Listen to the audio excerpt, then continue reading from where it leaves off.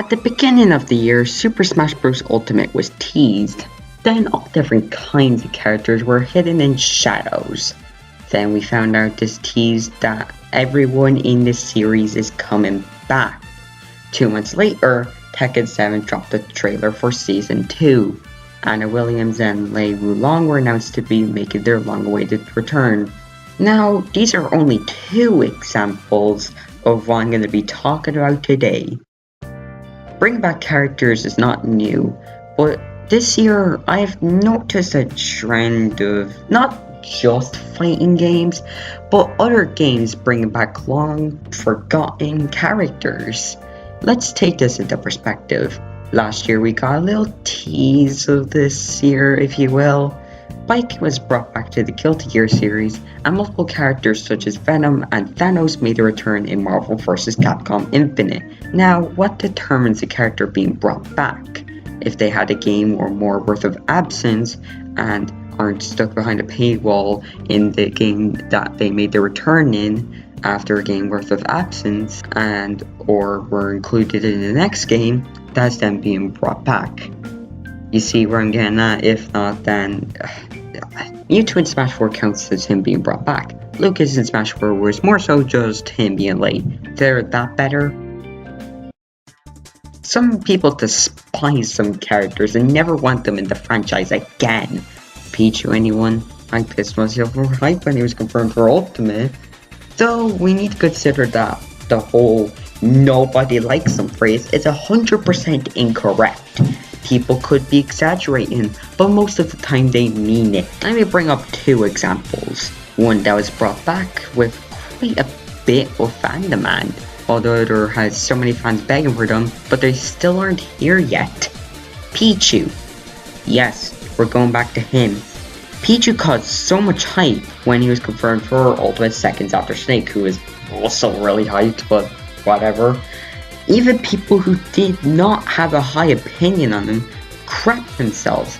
I'm one of the former people, since Pichu's my favorite Pokemon and I main Pichu in Melee, but details.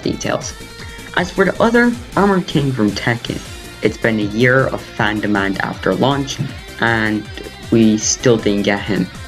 We will have to wait and see though. I do have my doubts they'd skip out on one of the most popular Tekken characters, especially since there's 3 unconfirmed Season 2 characters, though I guess we all have to play regular King for now.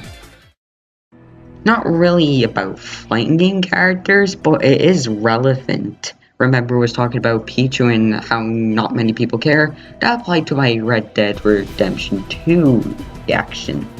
Now hear me out on this. It might not make sense at first, but it'll definitely make sense once I explain it. I was happy that fans got their long-awaited sequel. I just don't really care about the series though. I was still happy regardless, which turns into my point about hype it away. But first, let's set an example that actually happened.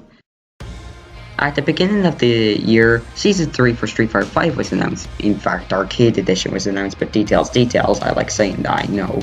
But before that, Sakura was announced to make a return, which then led to the announcement of Season 3, but many people were ecstatic to see her return. Then the Arcade Edition trailer happened, and Blanca, Cody, and Saga were announced to also come back. Again, lots of people were ecstatic to see them return, which perfectly demonstrates hype. So that's 3 fighting games we've mentioned, but what about Soul Calibur? Soul Calibur is essentially Tekken's younger, more interesting brother. In fact, Soul Calibur 6 came out today.